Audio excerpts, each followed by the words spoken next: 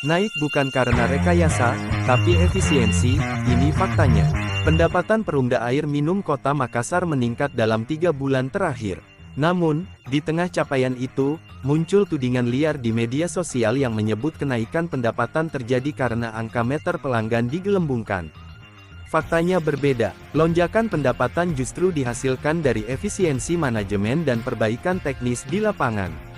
Dari data yang beredar menunjukkan, dalam 3 bulan terakhir angka non-revenue water (NRW) turun dari 52% menjadi 45%.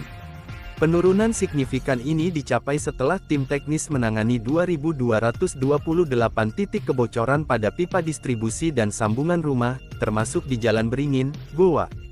Dari banyaknya pengerjaan kebocoran dan pemerataan distribusi air yang dilakukan Perumda Air Minum Kota Makassar, berhasil membuat sebanyak 3.114 pelanggan yang sebelumnya tidak mendapat air bersih kini sudah terlayani.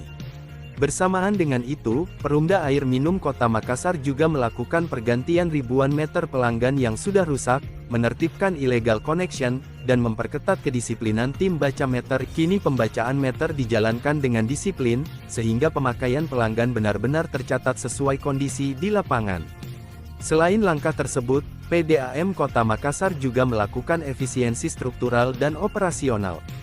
Saat ini jumlah direksi PDAM hanya 2 orang, yakni Direktur Utama dan Direktur Keuangan. Pihak manajemen pula melakukan pengurangan pegawai lebih dari 200 orang sehingga beban keuangan menyusut signifikan. Tak hanya itu, berbagai pos biaya ikut ditekan, mulai dari tunjangan yang disesuaikan dengan tupoksi kerja, perjalanan dinas, jasa konsultan, biaya iklan dan langganan media, hingga operasional direksi dan dewan pengawas. Hampir semua biaya operasional berhasil diturunkan minimal 15% atau bahkan lebih. Dari langkah tersebut hasilnya terlihat jelas, dari rugi 5,2 miliar rupiah pada triwulan pertama 2025, kerugian menyempit menjadi 624 juta rupiah pada triwulan kedua. Juli tahun 2025 bahkan mencatatkan laba 825 juta rupiah. Nah, untuk kebijakan taksasi meter sendiri diberlakukan berdasarkan Surat Keputusan Direksi Nomor 305 B3A7 2025, setelah evaluasi dari BPKP Sulawesi Selatan menemukan ribuan meter tua. Dari data BPKP, hasil temuan lebih dari 63.000 meter pelanggan usianya di atas 5 tahun, meter tersebut banyak yang sudah tidak akurat.